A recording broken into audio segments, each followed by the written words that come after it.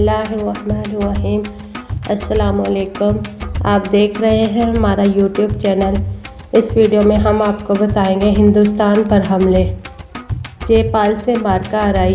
खान महमूद ने अपने आप से ये अहद किया था कि वह सल्तनत की महमाद से फारिग होकर हिंदुस्तान पर हमला करेगा और गैर मुस्लिमों से लड़ाइयाँ लड़ेगा। अब उसने इस अहद को पूरा करने का इरादा कर लिया और ये तय किया कि तकरीबन हर साल एक ख़ास मौसम में हिंदुओं से मार्का आराई करेगा। इस इरादे को अमली जामा पहनाने के लिए वो शवाल सन 351 हिजरी में 10,000 लश्करों के साथ गजनी से पेशावर आया। जयपाल भी एक ज़बरदस्त लश्कर के साथ, जिसमें 12,000 सवार, 30,000 प्यादे और 300 हाथी थे, महमूद के मुकाबले पर निकला। मुहर्रम सन 352 बरोज़ 2 शंबा दोनों हुक्मरानों के लश्कर आपस में मार्का आरा हुए। फरीकैन ने बड़ी मर्दानगी और दिलेरी से एक दूसरे पर हमला किया, लेकिन फतह सुल्तान महमूद ही को हुई। लिहाजा वो इस्लामी फतह होने की वजह से महमूद गाजी के नाम से मशहूर हुआ। राजा जयपाल 15 अशखास के साथ, जो उसके बेटे और रिश्तेदार थे, गिरफ्तार हुआ। उसके लश्कर के बाकी बदहवास परेशान होकर फरार हो गए। मार्के में बहुत सा माल और असबाब महमूद के हाथ लगा।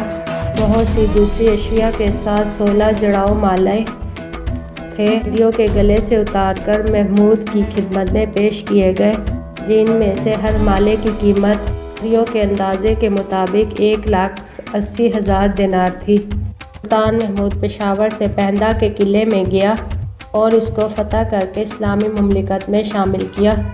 जब मौसम बहार आया तो सुल्तान महमूद ने राजा जयपाल और दूसरे असीरों को अपना बाजगजात बनाकर रहा कर दिया और बहुत से बागी और सरकश अफगान दारों को तय किया और कुछ को अपना गुलाम बनाकर गजनी को वापस लौटा। हिंदुओं का यकीदा है, जो हिंदू राजा 2 बार मुसलमानों से शिकस्त खाए या उनकी कैद में रह चुका हो, वो इस काबिल नहीं रहता कि फरमावाई करे। ये चीज़ एक ऐसा गुनाह है जिसको सिवाय आग के कोई दूसरी शे पाक नहीं कर सकती। जयपाल के 2 मरतबा महमूद से शिकस्त खा चुका था, इसलिए उसने अपने अक़ीदे के मुताबिक अपने बेटे नंदपाल को अपना वली अहद मुकर्रर किया और ख़ुद को भड़कती हुई आग के शोलों के सुपुर्द कर दिया। बातना की फतह 353 हिजरी में सुल्तान महमूद फिर सिस्तान गया और इस बार हनीफ बिन कैस को अपने हमरा गजनी ले आया। इसके कुछ अरसे बाद महमूद ने हिंदुस्तान को फतह करने का फिर इरादा किया। वो सन 395 हिजरी में गजनी से बातना, ये दरअसल बाटिया है, जो मुल्तान के करीब एक मकाम था और एक हिंदू राजा का दारुल सल्तनत था, इसकी तरफ रवाना हुआ। मुल्तान की सरहद से गुजरकर बातना में मुकीम हुआ। बातना के गिर्द खींची हुई शहर का नाम बेहद बुलंद नाम हजरात था। वो अपनी फौज की कसरत, हाथियों की कुव्वत और ताकत पर दर्जा मगरूर था कि ना तो संगीन के हिंदुस्तानी करता था, ना ही राजा जयपाल को खातिर में लाता था। सुल्तान महमूद इसकी सर्जिश के लिए उसकी जानिब बढ़ा तो भी अपने लश्कर को तैयार के मुसलमानों की फ़ौज के मुकाबले में सफ आरा हुआ।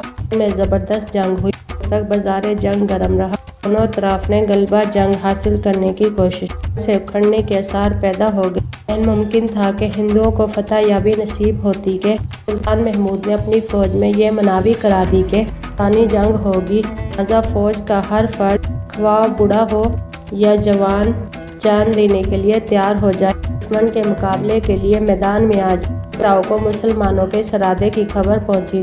वो परेशान होकर मंदिर में आया और अपने माबूदों से मदद का ख्वास्तगार हुआ। अपनी फौज को मसला होने का हुक्म दिया। वो अपने लश्कर को लेकर बड़ी शानो शौकत और क्रोफर से शहर से निकलकर मैदान जंग में आया। मुसलमानों ने मेमना और मैसरा दोनों जानिब से एक ही बार हिंदुओं पर हमला कर दिया और सुबह सवेरे से लेकर गुरूब आफ्ताब तक अपनी हिम्मत और मर्दानगी के जौहर दिखाते रहे।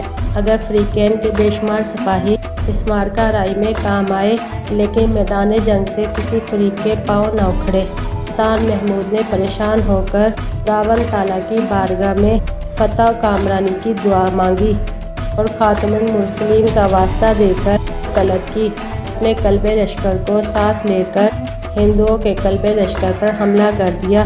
خود کا یہ حملہ اس قدر زبردست تھا کہ ہندوؤں کا لشکر تتر بتر ہو گیا اور ان کے قدم جنگ سے اکھڑ گئے۔ راجہ باجی راؤ اپنی باغی ہوئی فوج کو لے کر قلعے میں پناہ گزین ہوا۔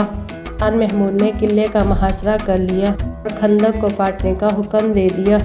جب خندق پٹنے کے قریب ہوئی تو باجی راؤ نے یہ محسوس کر کے دشمن سے چھٹکارا حاصل کرنا مشکل ہے، میں بدحواسی میں اپنے لشکر کو سلطان محمود کے مقابلے پر چھوڑ دیا اور خود اپنے خاص ساتھیوں کے ہمراہ فرار ہو گیا۔ سندھ کے قریب ایک جنگل میں جا چھپا۔ سلطان محمود کو جب اس قلعے کا علم ہوا تو اس نے اسلامی لشکر کا ایک حصہ باجی راؤ کے تعاقب میں روانہ کیا۔